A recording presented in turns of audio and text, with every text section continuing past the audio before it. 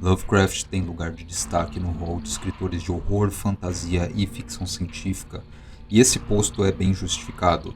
Ele reinventou a forma como o escritor lida com seu próprio material criativo e, junto com um bocado de gente boa, convenceu um público convencional de literatura a respeitar o potencial artístico desse gênero tão amplo que é o horror. Hoje em dia fala-se muito na ficção weird, a tal ficção esquisita, e também no horror cósmico, por causa dele. Lovecraft foi tão único que precisou se inventar categorias para lidar com as inovações que ele trouxe para a literatura. E teve uma época em que você só conseguia achar espaço para publicar este tipo de material, e até mesmo ficção científica normal, tradicional, em revistas de tiragem muito baixas, para um público muito especializado. Essas revistas, como a Weird Tales, a qual ele esteve ligado a vida inteira, eram baratas, mas tinham distribuição muito local, e por isso o movimento dela, a veiculação delas ficava muito preso a certas cidades, certos estados. Nas universidades, mesmo a ficção gótica, de horror, de sci-fi, foram estudadas como assunto acadêmico digno há poucas décadas. Se você tentar fazer um trabalho acadêmico sobre isso na universidade, você ainda vai enfrentar certas dificuldades de encontrar orientação, porque não tem tantos especialistas assim no assunto por aí. Esse é um dos muitos motivos para a gente se sentir grato ao Howard Phillips Lovecraft, que começou a escrever com 20 e tantos anos de idade, morreu super cedo, mas sempre carregou um senso de missão para ele. Ele estava determinado a garantir a dignidade desse tipo de imaginação perturbada da ficção weird, povoada por horrores cósmicos e reflexões sobre a pequenez humana. Ele participou de grupos de escritores como o Kalen Club, auxiliou em revistas da área e deu um apoio moral fortíssimo para jovens autores como Donald Van Dry e mesmo veteranas como Elizabeth Doddridge. Mas todas as informações biográficas a gente encontra facilmente em livros. Já que a gente está aqui para falar mais do processo criativo, menos da biografia, ou seja, do que diferencia ele de fato de outros artistas, eu pensei num outro caminho. Pensar em como o ponto de partida de Lovecraft foi tão diferente dos demais artistas de sua época, estando fortemente ligado à sua personalidade, a seus interesses por ciências mesmo, e também por um isolamento social que ele teve desde a infância, e o tornou, de certa forma, um artista de um estilo só. Em partes, escrever o seu tipo de literatura virou uma obsessão pessoal para ele, que foi se desenvolvendo com o tempo. Essa objeção é algo que para um monte de gente significa uma marca de amadorismo no Lovecraft. Mas eu vou defender que a trajetória criativa do camarada em questão foi tão única que só ele poderia ter criado uma literatura do tipo que produziu. Lovecraft começou a escrever como fã de Dunsany e Edgar Allan Poe. É aquela velha história, né? Você aprende a tocar música, ou a pintar, ou a escrever, porque você teve um contato anterior com um punhado de grandes artistas que acabaram te inspirando. Sempre no começo você é um imitador, só depois você vai desenvolvendo o seu estilo. E do Edgar Allan Poe, o Lovecraft herda algo crucial. A literatura vira uma fonte de escape de algo que está entalado na garganta do artista. O processo criativo não é só um processo de construção, algo que o artista faz como um profissional contratado. Para o Poe, a arte era uma reação inevitável aos seus próprios fantasmas, à sua confusão perante o mundo, ao seu coração quebrado constantemente, ao seu alcoolismo e problemas de saúde. E a divisão da obra dele é bem conhecida. Ela se divide entre contos de mistério e horror, que exploram o medo, a confusão humanas, frente à impressão constante de que esse mundo é um lugar fundamentalmente violento, caótico e horroroso. Só que, no fundo, nós tentamos mascarar esse fato para nos mantermos vivos e sanos. Só que nas histórias do Allan Poe sempre acontece algo que puxa as personagens duronas de volta para essa conclusão do profundo desbalanço entre nossas expectativas humanas e a realidade. Só que o Poe é também um autor de poesia lírica, uma poesia geralmente bem metrificada, com temas como devoção e amores perdidos. Parece até outra pessoa escrevendo, de tão diferente que é uma forma de literatura da outra, né? A não ser que a gente considere a vida pessoal dele. Aí sim, a gente nota um indivíduo que teve uma vida financeiramente instável, ou seja, ele escrevia horror porque ele era muito bom nisso, E ele acabou sendo reconhecido por editores e isso fazia ele ganhar um troco. Só que já os poemas, com exceção do Corvo, que é o mais famoso e que não tem no fundo tanto a ver com o resto da produção lírica do Poe, os poemas têm um caráter muito mais íntimo. Então nem todos foram publicados, era meio que válvulas de escape para as frustrações amorosas dele, para a esposa que ele perdeu cedo, por exemplo, e outros assuntos. Então ele guardava para si. E a impressão que dá é que o Poe era quase um classicista, sem querer, já que a poesia lírica é musical, graciosa, que fosse usada para temas graciosos e delicados, como o amor, perda. Só que já que os contos têm um formato que permitem a criação de um clímax, de suspense, de reviravoltas inesperadas, que fossem usados para os seus contos de mistério e suspense. E para o Poe isso era meio que algo óbvio, quase espontâneo. O Lovecraft, curiosamente, também escreveu nos dois gêneros, poesia e prosa, só que em todos os casos ele escreveu horror, constantemente. Então, sua poesia lírica é esquisitíssima, se a gente for ver, sempre uma contemplação sobre a banalidade da vida humana e seres indescritíveis vagando pelo cosmos. Isso já diz algo a respeito sobre a mente do rapaz, porque em notas sobre um poema que ele escreveu chamado Nightgowns, ele nos dá uma dica de seu processo de criação. Nightgowns, aliás, são criaturas inventadas pela mente infantil do Lovecraft. Foi um nome que ele inventou, né?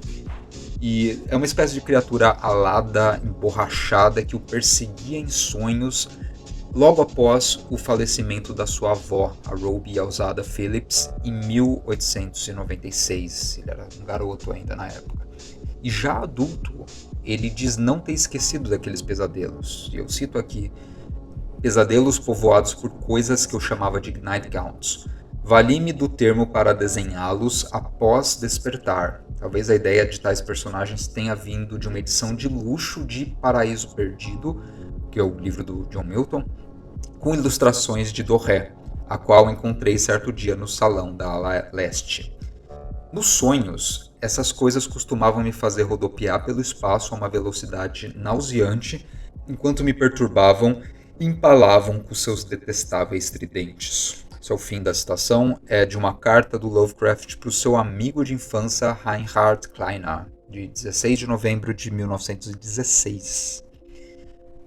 E a primeira informação importante aqui, que já criança, menino de 6 anos de idade, ele tinha acesso à literatura clássica inglesa. Paraíso Perdido é tipo uma grande épica inglesa sobre a queda de Satã, e ele tem uma edição realmente muito bonita com ilustrações do Gustave Doré, que é publicada até hoje. Vou colocar aí na tela para quem está vendo no YouTube. Ou seja, a mente infantil dele misturava a experiência negativa da morte de uma avó com leituras feitas de um livro sobre temas de demonologia, no fundo, que certamente assustavam uma criança criada na fé protestante da Nova Inglaterra da época, que era uma região majoritariamente puritana, com forte apelo pelo misticismo mesmo do Apocalipse bíblico. E ele volta a citar isso um pouco depois. Os nightgowns eram coisas escuras, magras, emborrachadas, com caudas duas e farpadas, asas de morcego e nenhum rosto. Eles não tinham voz, e a sua única forma real de tortura era o hábito de fazer cócegas em meu estômago, antes de me agarrar e sair voando comigo. Às vezes eu tinha a vaga noção de que eles viviam nas tocas negras que abrigam o pináculo de algumas montanhas incrivelmente altas em algum lugar. Eles pareciam vir em bandos de 25, de 50 e às vezes me jogavam um para o outro. Noite após noite eu sonhava com o mesmo horror, só com variantes menores, mas nunca cheguei àqueles picos de montanhas horríveis antes de acordar. Essa é uma carta do Lovecraft para o Virgil Finlay, de 24 de outubro de 1936. Ele já estava muito mais velho. A gente tem 3 datas aqui. Primeiro é o período em que os pesadelos infantis ocorrem, 1896. A outra é a primeira lembrança registrada em cartas que a gente encontrou, que é de 1916, 20 anos depois. E depois, mais 20 anos depois, com Lovecraft já com um homem de 40 e tantos anos, lembrando detalhes muito específicos dessas criaturas que infernizavam ele durante a infância.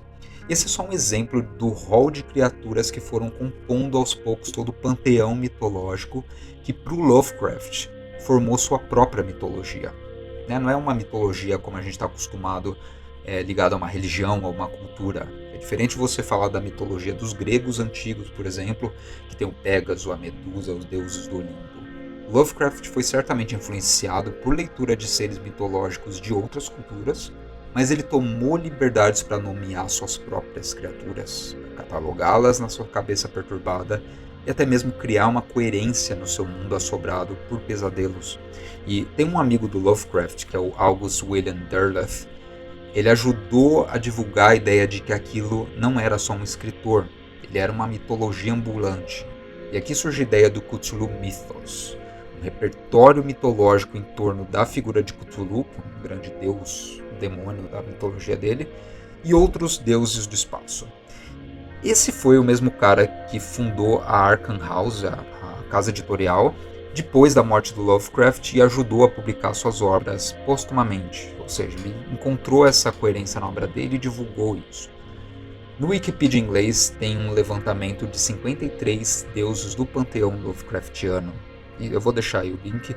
Isso sem contar as várias espécies vegetais ou fúngicas, além de animais e coisas que são impossíveis de identificar com base na nossa taxonomia biológica. Ler o Lovecraft, portanto, é uma experiência acumulativa. No começo, aquele monte de nomes esquisitos como Yog-Sothoth, Nyarlathotep, Sub-Niggurath não ajudam muito a gente a entender o que está acontecendo nos livros. Conforme você lê os contos e poemas, você vai se dando conta de que cada planeta nesse vasto cosmos retratado pelo autor tem suas próprias criaturas, sua própria história, inclusive, que é muito diferente da irrisória experiência humana. Aqui a gente está falando mais de uma história profunda, história de seres que vivem milhares de anos, movem-se pelo universo e padecem de forma radicalmente indiferente à humanidade. Isso nos leva a um segundo aspecto da criatividade Lovecraftiana, que é a sua própria filosofia. Lovecraft não tinha qualquer crença religiosa tradicional. Seus interesses de infância eram mais voltados ao espaço sideral e às ciências. Um dos grandes eventos da sua vida, aliás, algo que ele contou por cartas, foi a descoberta do planeta Plutão, no dia 18 de fevereiro de 1930, ao que ele celebrou também porque há muitas décadas os astrônomos tinham desistido de procurar planetas para além de Urano. Então, para o Lovecraft, aquele evento significava apenas um trampolim para a descoberta de demais planetas.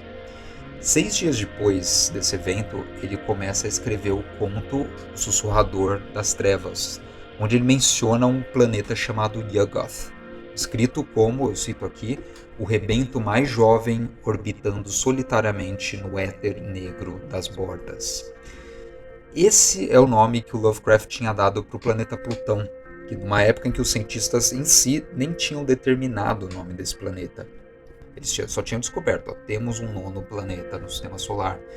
Mais tarde, o Lovecraft escreveu uma série de sonetos chamados Fungos de Yuggoth, os fungos de Plutão, portanto, imaginando os seres vivos e estranhas ocorrências naquela superfície tão desconhecida e remota. A gente já fala sobre esse livro. Só que essa tara do Lovecraft pelo espaço deu vazão a uma visão mais ampla da existência humana, menos centrada no planeta Terra e na mesquinhez dos problemas humanos, e mais focada no grande cosmos, nos éons, nos mistérios da astrofísica. E Lovecraft deu o título Cosmicismo para essa perspectiva filosófica. A ideia de que a realidade é composta por tantos planos, tantas dimensões, além de espaço habitável tão extenso, que é irrelevante vasculhar uma presença divina reconhecível, um deus, por exemplo, uma raça privilegiada dentro da criação. No grande cenário da existência intergaláctea, a humanidade, sua história, seus deuses, suas religiões e seu destino, inclusive, são simplesmente irrelevantes. Da perspectiva dessa exterioridade cósmica, o sofrimento revela o ser humano como algo débil igual a um inseto, por exemplo.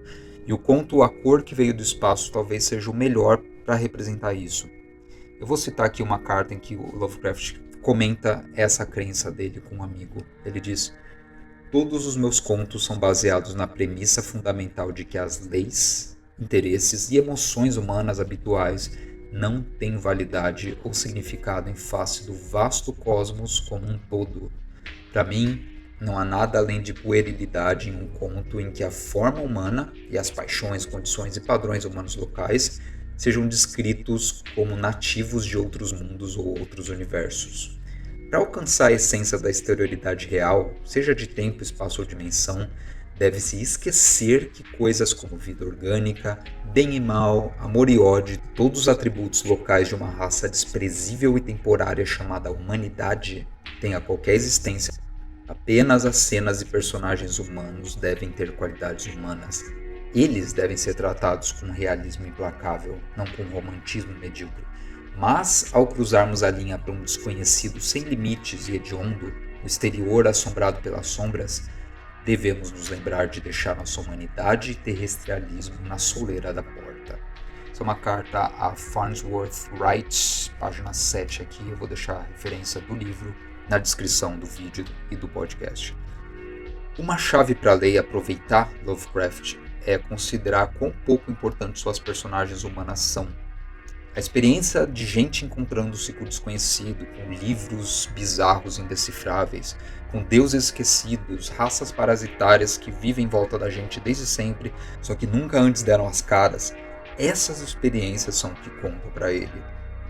Não porque se tratem de experiências que nos tornam mais humildes ou pessoas melhores. Geralmente, no fundo, elas enlouquecem os personagens. Elas fritam o cérebro humano em poucos segundos.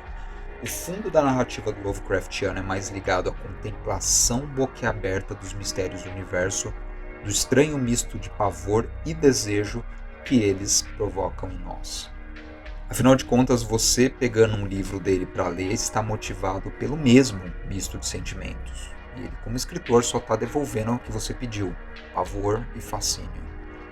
Duas coisas excêntricas do seu estilo se explicam por esse dado curioso.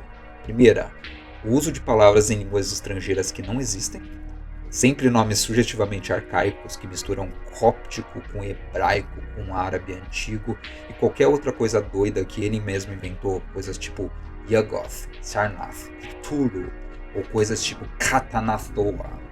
Além de termos hebraicos que o autor ouvia durante os poucos anos que viveu em Nova York, todas essas coisas o fascinavam, parecia remeter ao que há de mais antigo, mais arcano na história humana registrada.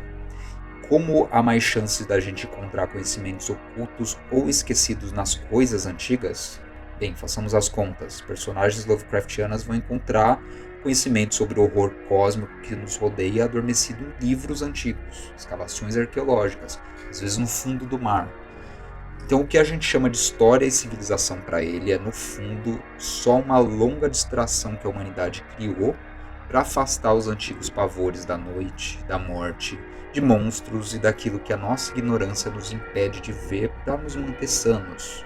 Na verdade, a ignorância é um mecanismo de autodefesa da humanidade. E por isso que portais, livros antigos, pessoas incomumente idosas são elementos centrais na ficção do Lovecraft.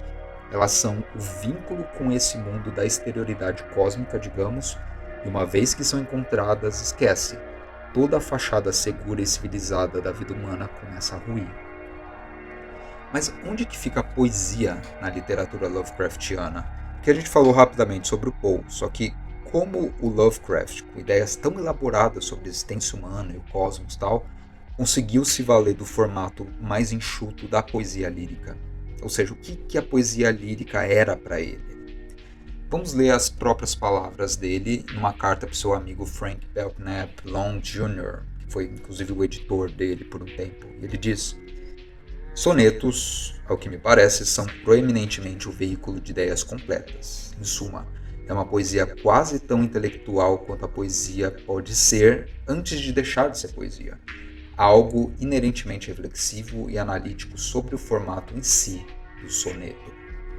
Curiosamente, numa parte mais conhecida da sua obra, o Lovecraft usou justamente o formato mais regrado da lírica ocidental, que é o soneto, para falar sobre os mesmos temas cósmicos que eu mencionei aqui que você encontra nos contos. Só que o seu foco aqui é justamente o aspecto filosófico da coisa, essa coisa do cosmicismo que eu falei. Ele fala menos dos grandes antigos, de deuses do espaço devoradores de gente na sua poesia, portanto. Por isso que a poesia lírica do Lovecraft pode ser lida como uma sala de controle das suas ideias mais gerais, mais filosóficas, né? Aquilo que nos contos vai servir de conclusões gerais para os conflitos narrados, aqui na lírica se encontra num formato encapsulado, resumido, vamos dizer. Então, toda a questão da finitude humana vai ser retratada em uma coleção de 36 sonetos que ele escreveu em homenagem ao planeta Plutão, e toda aquela empolgação que ele estava tendo por uma nova fase da astronomia. É um volume chamado Os Fungos de Yuggoth, que está recebendo inclusive uma tradução para o português agora mesmo, tradução do meu chapa Douglas Cordari, pela editora do sebo Clepsydra. E por que a gente não ouve falar tanto desse livro, mesmo se a gente lê bastante Lovecraft? Bom, o próprio autor sempre se considerou um poeta medíocre. Isso dificultou um pouco na veiculação desses textos. Embora ele tenha editado um livro contendo regras de poética, metrificação e tudo mais, né? Ele trabalhou como editor e ele fez questão de pegar um trabalho para poder aprender melhor as regras da poesia, ou seja, era parte de um treinamento pessoal dele. Ele queria melhorar aos poucos na poesia lírica também. Além disso, ele comentou vários poemas de amigos por cartas, dando dicas, falando esse é bom, esse não é, e por aí vai. Era uma coisa que ele consumia. Só que ele mesmo não conseguiu publicar essa coleção completa de sonetos, com cada um dos 35 poemas reunidos. Então, os Fungos de Yuggoth surgiram mais como um experimento da sua fase final, embora tenham sido compostos entre 1929 e 1930, por volta da época de composição de vários textos centrais da sua carreira. Então, desde o Horror de Dunwich, até o Sussurrador nas Trevas, até nas Montanhas da Loucura. Por isso, nos poemas a gente acaba encontrando várias referências a nomes, locais e eventos desses contos e novelas mais famosos. Então, esse novo volume brasileiro que eu falei vai ser acompanhado por um prefácio de quase 20 páginas de um cara chamado David E. Schultz, onde ele fala do desenvolvimento dessa poesia do Lovecraft, desde os primeiros experimentos dele até essa fase final, os autores que ele lia, com quem ele trocava figurinhas sobre poesia e tudo mais, além de umas 70 páginas finais de notas sobre os poemas em si. E essa parte eu dou destaque, porque ela é preciosa para fãs do cara, já que aqui a gente encontra chaves para constantes no seu imaginário ficcional. Então, por exemplo, no poema 1, chamado O Livro, verso 5, você tem a menção ao termo vidraças losângicas. Parece algo besta, né? Algo banal. Só que nas notas que eu mencionei aí, você vai ter detalhes sobre como Lovecraft usa vidraças em formato de losango sempre na sua ficção para indicar a mesma coisa, que é uma mudança na narrativa. Geralmente os personagens que transitam por seus contos e olham através de vidraças no formato de losango enxergam um cenário diferente do que sabem ter lá fora. Ou, por exemplo, a mesma paisagem, só que numa época diferente. É como se fosse um portal para um mundo diferente. Então, o dispositivo chamado vidraça em losango serve como uma marca registrada do Lovecraft. Não só esse, tem vários, chaves, portais, portas, tem vários detalhes aqui que estão sendo tratados. E você precisa ter lido tudo dele para saber exatamente, isso é um dispositivo do universo Lovecraftiano, isso é um objeto mágico sempre nos contos dele ou não.